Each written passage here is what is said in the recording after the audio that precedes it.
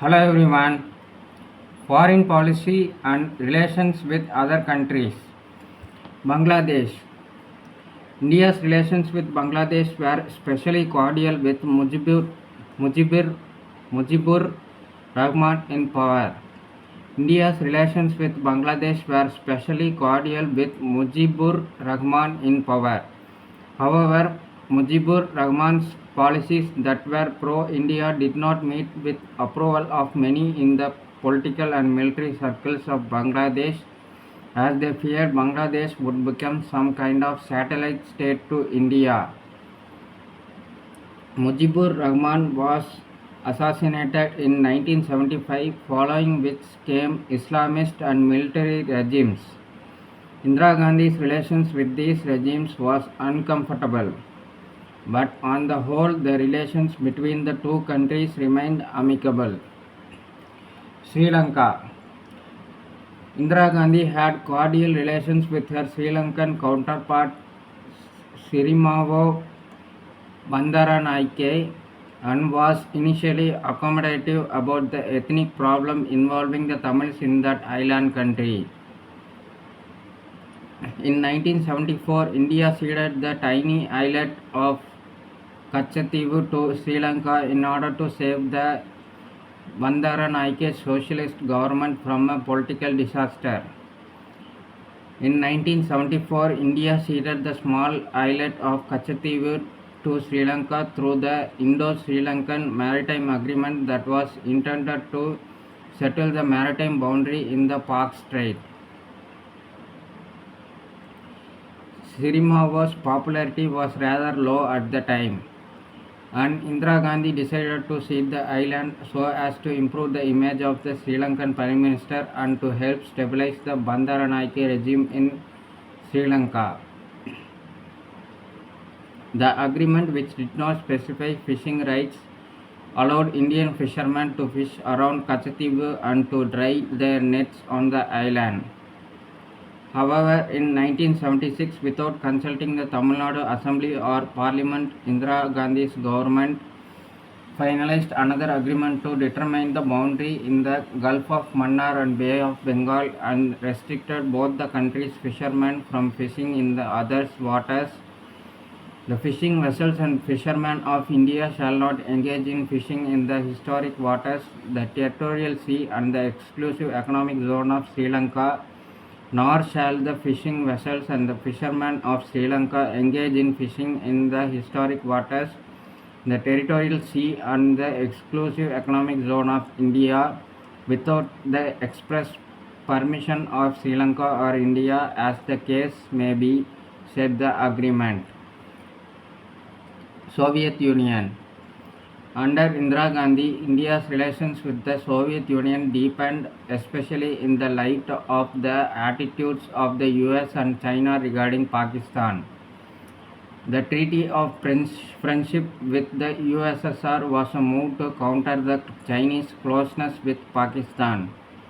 When the US introduced a resolution in the UN Security Council calling for a ceasefire and the withdrawal of armed forces by India and Pakistan after Pakistan began the attack on the Western Front, the Soviet Union vetoed the resolution. Though the Soviet Union was not happy with India's nuclear test of 1974, it did not support further action against India. Certainly, there was a tilt towards the Soviet Union for pragmatic reasons during the times of Indira Gandhi. United States. From the time Indira Gandhi came to power, the relations with the US were strained.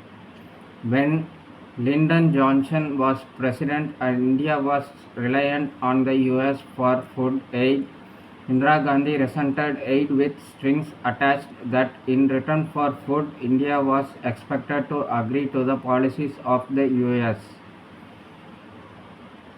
She was also firm about not signing the Treaty on the Non-Proliferation of Nuclear Weapons (NPT). After Nixon came to power in the US, relations deteriorated. Nixon disliked Indira Gandhi as well as the Indians and had a clear bias for Pakistan. Indira Gandhi expressed her criticism of the Vietnam War as well. West Asia. Indira Gandhi fully supported the Palestinians' cause against Israel. The pro-Arab stand had mixed results, especially after the war with Pakistan.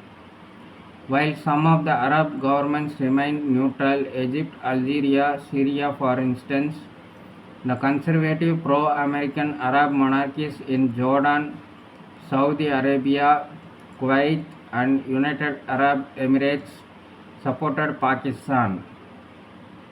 Libya saw the Indian intervention in East Pakistan as an attack on Islam.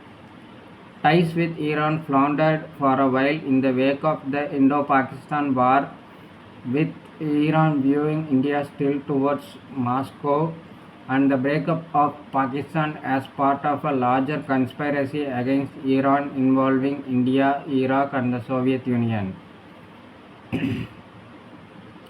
However, Iran had not agreed to activate the Baghdad Pact and draw in the Central Treaty Organization (CENTO) into the conflict at Pakistan's instigation. By 1974, the relations had recovered enough for Iran and India to come to an agreement that led to Iran supplying a substantial amount of crude to India. Asia Pacific.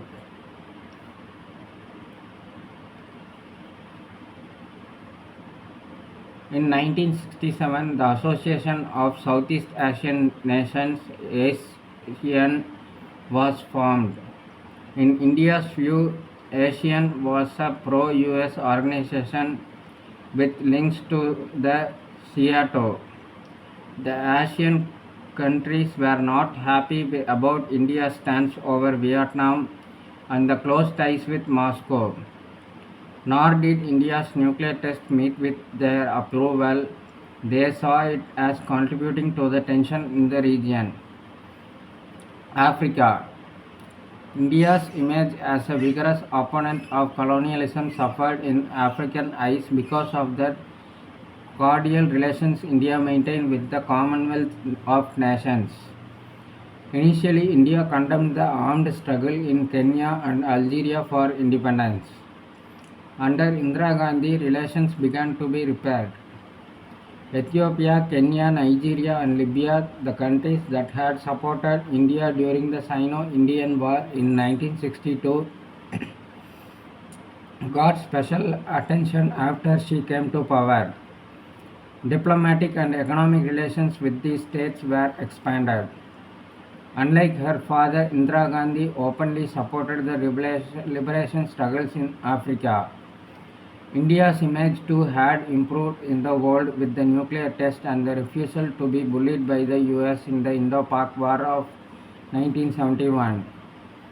Furthermore, Indira Gandhi firmly connected the Indian anti-imperialist interests in Africa and those of the Soviet Union. The experience of Indians in Uganda, however, was depressing. They suffered persecution in the Idi Amin regime and were eventually expelled from that nation. Like, share and subscribe to support the channel. Thank you. Bye.